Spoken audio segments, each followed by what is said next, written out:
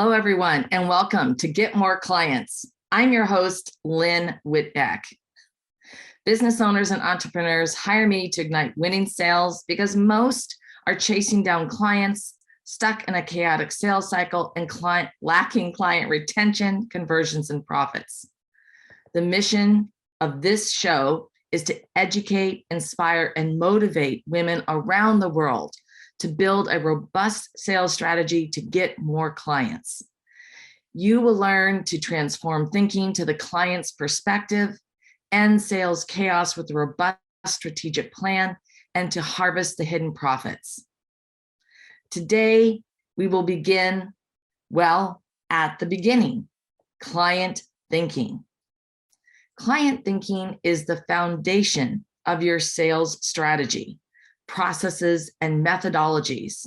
And all of this revolves around the client's perspective because the customer's perspective equals truth. So let's talk about what we're going to cover in today's episode. We're going to be talking about the client's perception. We're going to talk about how that influences everything they do.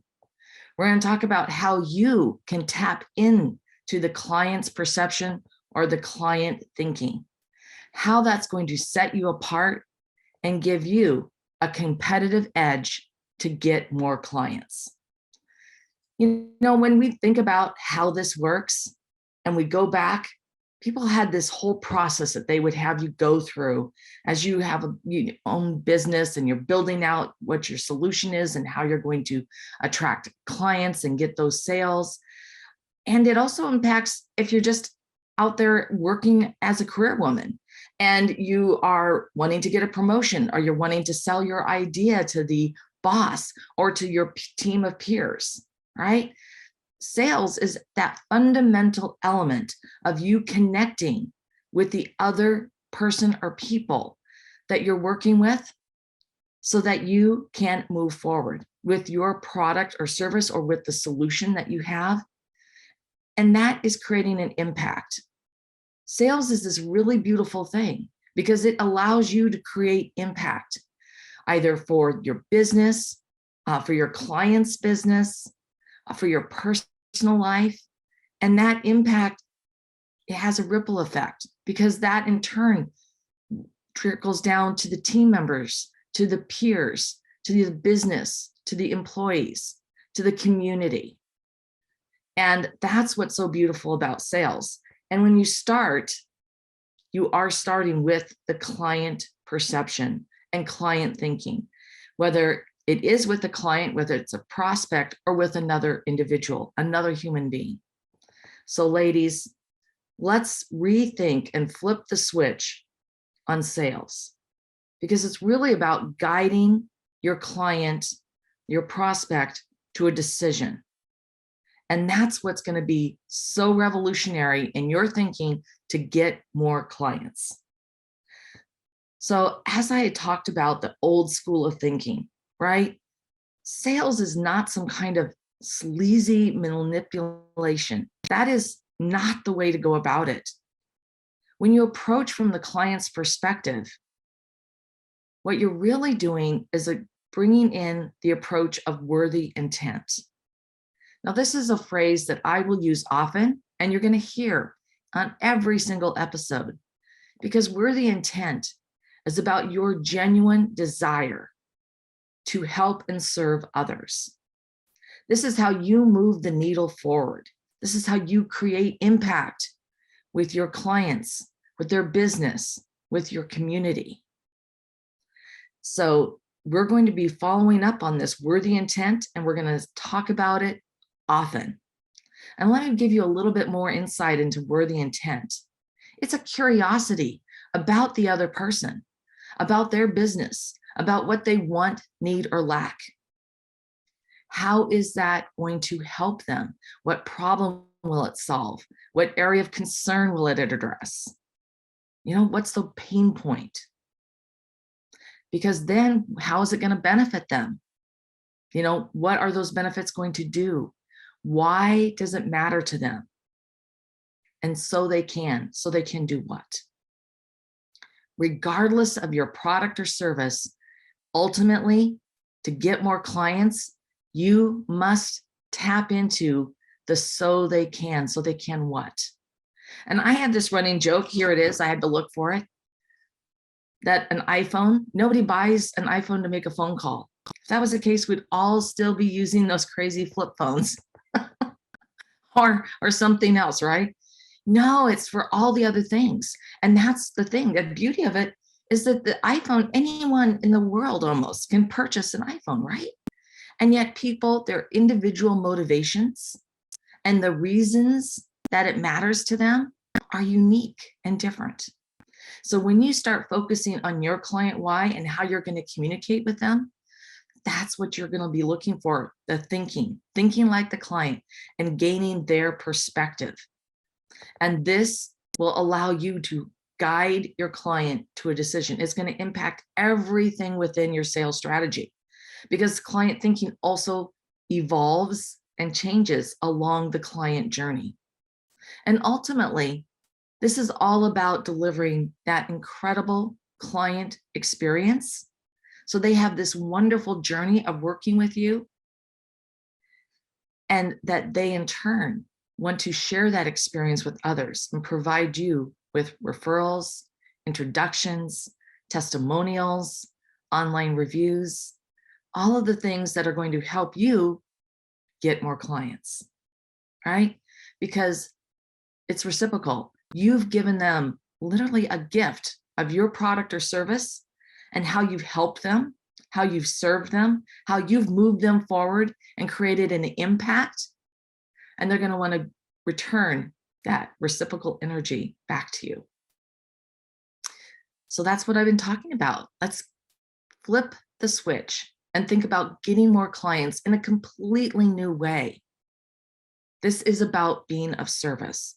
And that's why we start with worthy intent, and why client thinking and worthy intent are the backbone. They're the foundation of everything that you will be doing as you move forward. Because let's think about this again. Client thinking is the foundation of your sales strategy, your processes and methodologies, and they all revolve around the customer's perspective, because the client's perspective equals truth. It's really just that simple. So let's talk about client thinking again and that old school thinking. So some of the old school thinking is sort of like, this is what you have to offer and this is what it does. And so I'm going to come up with some kind of a SWOT, right? The strengths, weaknesses, the opportunities, all the things that go into making that SWOT, right? And you might put together some kind of master strategy that could be a brand pillar, and then a competitive analysis, and then how you're going to communicate that, what's the messaging. And then, you map that out to an action plan. Yeah, that's really the old school thinking. The problem with that is there is a perilous gap. And that gap is thinking like the client. So I want you all to think about the movie Cinderella. All right, who hasn't seen one version or another of the movie Cinderella?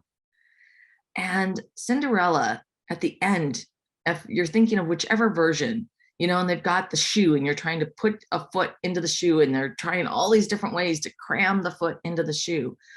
There's a perilous gap between that and the shoe, your foot just sliding into that shoe, and it's the perfect fit. That's the perilous gap, and that is what client thinking helps you solve. So let's dive into client thinking and what are the foundations of thinking like the client? Well, there's a few things that we have to talk about with that. The first is think about your product or service, what it is you do, what you provide, how you help and serve others. Now, take that step back and you're thinking about that product or service. And then let's start to describe your client. Who are they? I'm a woman, and you may elaborate on that, right? And I have a problem.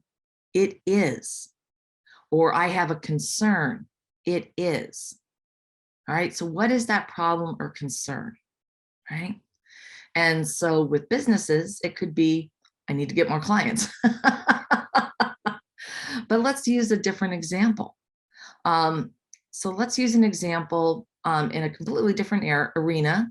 So health, and maybe you're a woman and you have type 2 diabetes, and there's all the different health issues that come around with that. And the problem is I've got some serious health concerns and health issues around having type 2 diabetes. And I'm looking for solutions. I'm looking for some ways to help mitigate those that are not just taking yet another prescription, which have their own level of side effects. I'm looking for ways that I can be healthier, that I can get more movement, that I can eat better, that I can take control and own my health. But I need help because I don't know how to do that. And every time I've tried, it hasn't worked. I'll try something and it just doesn't stick with me. So that's my problem, right? And what I'm looking for is I'm looking for a way to eat better, eat healthier, right? I'm looking for a way that I can incorporate more movement so I can have more energy. And so I can be healthier, so I can feel better, so that I can be there for my family and friends. I mean, that's a big so I can, right? So when you walk through that scenario and that's client's perspective, that's what you've just gained from that. You've gotten this insight into what they're thinking. Now, I want to tell you, you still approach this from their perspective. And a great way to do this exercise is to bring together a group of your trusted peers or partners, your team members, people that you trust and you want their opinion, and you brainstorm through this, right? So that brings in a little bit more collaboration and collective thought into this client thinking exercise, thinking about the client's perspective. All right. Now, there's another way that you can tap into, how am I doing with this? How close am I? That's using a couple of different tools like Also Asked or Answered the Public. Now, these tools are absolutely ideal. If you think about your product or service, what you do, and I want you to put it into just a couple of words. If you can get it into 2 or 3 words, that's terrific. And you plug that in on those sites, you will get an answer. And what that answer is it's the long tail searches that people type into Google. This is actually what the client is thinking about that topic, right? So, as an example for me, I can type in, sales strategy, or I could type in that type 2 diabetes menu plans or something else. I mean, start thinking about, like I was using that example, you can try a number of different things. But the whole point is you actually get the long tail searches that people are asking for. Type 2 diabetes health concerns, or overcoming type 2 diabetes, or reversing type 2 diabetes. These are all different types of ideas that you would have for that. If that was what you were doing, that was my example I was using. And so when you do that, you're going to find out what the clients have been thinking, right? I mean, this is what they're thinking as they're typing this. These are the questions they have. These are things they want to find answers for. And what's brilliant about this is you're going to see some things that don't apply at all. And you're, yeah, okay, And then you're going to find other things that go, oh, yeah, that is exactly what I do. This is how I help people. And now you can take that and you can actually put that phrase, that search into the Google and see what comes up. But you can start looking at ways that you can create content to leverage the client thinking for what they're searching for to begin with. How can you provide an answer for them? Something that they're going to find you, how they're going to find you, right? So this is how it all works. And I'm giving you this scenario so you can start to see the vision of why thinking like the client is so core and powerful for you to get more clients. Okay. It's the same thing if you're actually not in sales, but you're in your career and you're trying to brainstorm about ideas for the business. You can use this same process, right? And you can start to look for the content and how people are responding and thinking about this, so that it helps you widen your paradigm, sort of like that think outside the box. This is really how it helps you think outside the box. When everybody says that, think outside the box, and you're going like, well, how the heck do I think outside the box?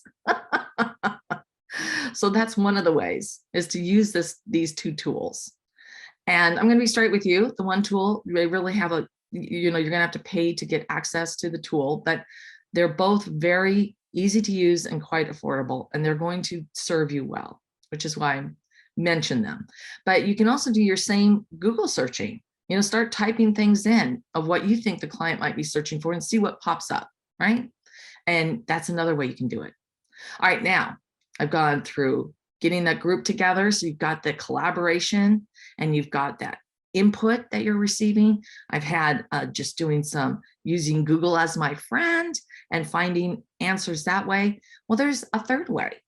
And the third way is to ask potential clients. Ask prospects, truly do an interview and research. And this does not mean that you have to talk to hundreds or thousands of people. You need to talk to at least 7 people. But most people are going to be respectful if you offer to, you ask for help, that you are researching a topic and you want their input. You're not trying to sell them anything. And never sell them anything. You're truly doing research. And if you're going to use this to write an article, to create a new YouTube video, to whatever you're going to use it for, you're going to use it for a podcast, whatever it is you're going to use that, let them know what you're going to use it for and why you're doing it. Because you want to get diversity of thought. You want all these other women all over the world to give you their ideas. In my case, I just said 7, so that's not all the women all over the world, but you need to get at least 7 people to give you input. And then you can structure the questions that you ask so that they're open-ended questions, so that you can truly get input on how they think about a topic, right? And walk them through that scenario. And it's going to be unique and different for everyone. So let's go back to the example that I used on type 2 diabetes. So what would you do? So you're going to be interviewing women who have type 2 diabetes health concerns. And that's probably a great place to find those would be in Facebook groups. There's all kinds of meetups or other areas where you could connect with people. You can participate in those and let people know that you're doing a survey, or you're putting together, not a survey, but you're actually collecting research data, and that you're going to put together a white paper. That's a great one, right? Because you actually will get enough information that you can write a white paper that could become a valuable asset on your website, on your business, right? Okay, so we're going to use that scenario. And you're going to have people who respond to you. You can also do direct outreach and messaging. And you can use the Facebook Messenger. You can connect with people, and you're going to get your group of 7, 10, 20 people. That's, if you really want to go get a lot, you can do that. But 7 is all you really need. But it's always great to have 10 or more. So you're going to interview them, and you're going to start to think, so what are those questions? So what are your top concerns about having type 2 diabetes? And then let them tell you what those top concerns are. Okay. And if they have to prioritize it, what are the 1, 2, 3? What are those top 3 concerns?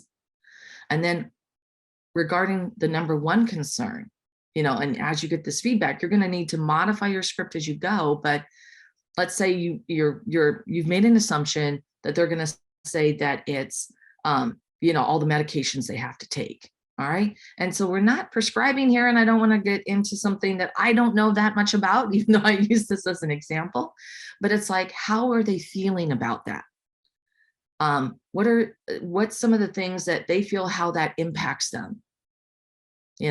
How does it impact their motivation to look for alternative ideas and methods to you know get better, to get healthier? All right, and so that would be one scenario. And as I said, this is a little bit out of my range. I'm just using this as an example. But as you see, you're putting these questions together. And you want the questions, the interview, to not last more than 30 minutes. So think through the questions that you're going to ask. And so that's going to be anywhere from 7 to 10 questions. So that's 7 is that magic number. But make sure those questions really allow them to elaborate so that you can then pull that information forward. And as you do that, you're going to be diving into the client thinking.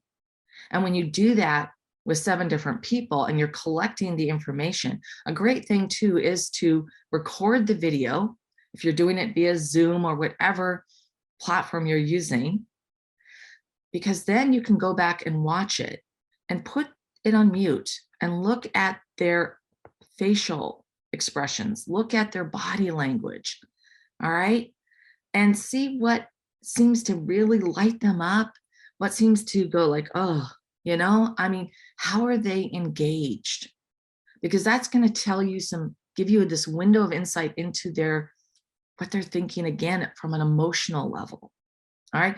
And then watch it also to listen to their tone and then sort of put it all together. That's also going to give you some additional insight, because we always want to connect with people human to human. We're an emotional animal, right? Come on, women, ladies, emotions are so important. They really frame our decisions and our motivations, and they help us to take action, right? They help us to see what the future could be if we make a change, if we choose to do something new, take a different path, right? So that's really an important piece to get more clients, to think like the client. So all of this ties in this beautiful way. So when you do those interviews, you're going to get so much information. And one of the most surprising things is that you're going to discover something that you thought was a significant pain point or area of concern, a problem, something they wanted to fix. It really doesn't matter that much to them. It always happens. And it lights up, like all of a sudden, whoa, now I've widened my perspective again. My paradigm has shifted yet again, so I can think more like the client. All right. And that is a beautiful thing. And what you'd use with this, why this is so powerful, is now you have this secret code, you cracked the code as to what they're thinking, why it matters to them, and so they can. All right. And you want to include those questions in some format as you're doing those interviews, describing the problem, the area of concern, what they're facing, what could help them, what they're looking for, how it's going to help them, why it matters to them, how it's going to benefit them. And so they can what? So they can do what matters to them. Incorporate that into your questions. Remember, that's those key things as you're incorporating those into your questions in the interview. All right, so now you have gained this incredibly valuable perspective of the client. And now you can put it into what you're doing so that you can make better connections, right? So you can get that spark of interest, that you can rapidly build rapport, and that you can cultivate the relationship with worthy intent and guide your client to a decision. And we will be talking about this more. Next week, we're going to really dive into how we're going to put this into your perspective and how you're going to reverse think what you've just learned from your client, and then you're going to apply it to your perspective and how you can build out your entire sales strategy. Because getting more clients is all about connecting and cultivating and then closing or converting that client to give them your product or service so that you can create an impact. So you can create that ripple that occurs for them as an individual, in their business, in their personal life, right? And how that then spreads out in the community. Ladies, this is what sales is about. At the end of the day, it's about creating an impact because you have a gift, and that gift is your product or service and how you help and serve others. And that's why you need to be focused on getting more clients so that you can change the world, right? I mean, that's what is so powerful to me about sales and why it's always resonated with me from the very beginning. It was because it allowed me to help others and to serve others and to make their world just a little bit better by what I did and how I helped them. And I am so excited about this show and why we're doing it.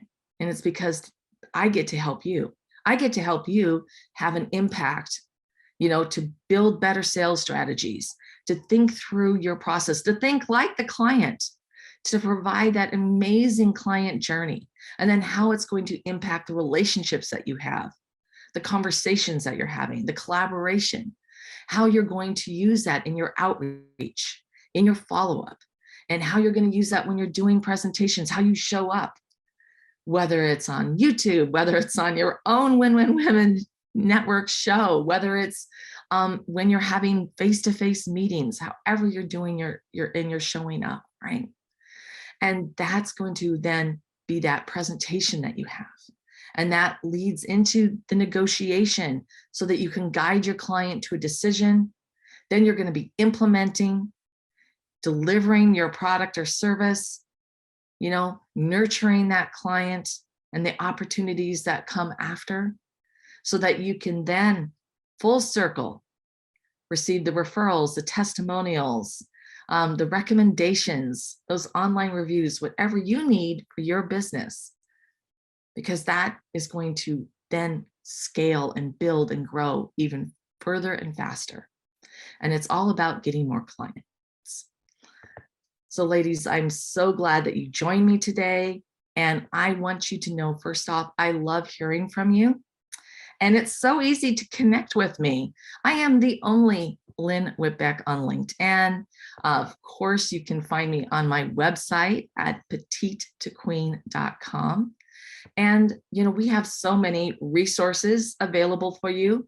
And to stay current on all of those, the advice that we have, the shows that we offer, all the information that's there, you can sign up for our weekly Wisdoms newsletter at petitetoqueen.com. And then you're not going to miss out on a single thing, and including information about the next show for Get My Clients. You're going to get that reminder so that you can tune in and be here live. And you will learn every week. You're going to come away with some action items. So today, what's that action item? What is it? It's to start thinking like your client. I want you to go back and go through that exercise that I remember what I said. I want you to think about who that individual is, right? So who is she? She has a problem. What is it? An area of concern, a dilemma, a challenge? What is she looking for? How's it going to help her? Why does it matter? So she can. Ladies, so she can. What's your big outcome? What's your big goal? What's your big initiative? And for you, I hope it's to get more clients. Thank you so much for tuning in. I am absolutely thrilled that you were here. And I want to thank you again. And I'll see you next week on Get More Clients.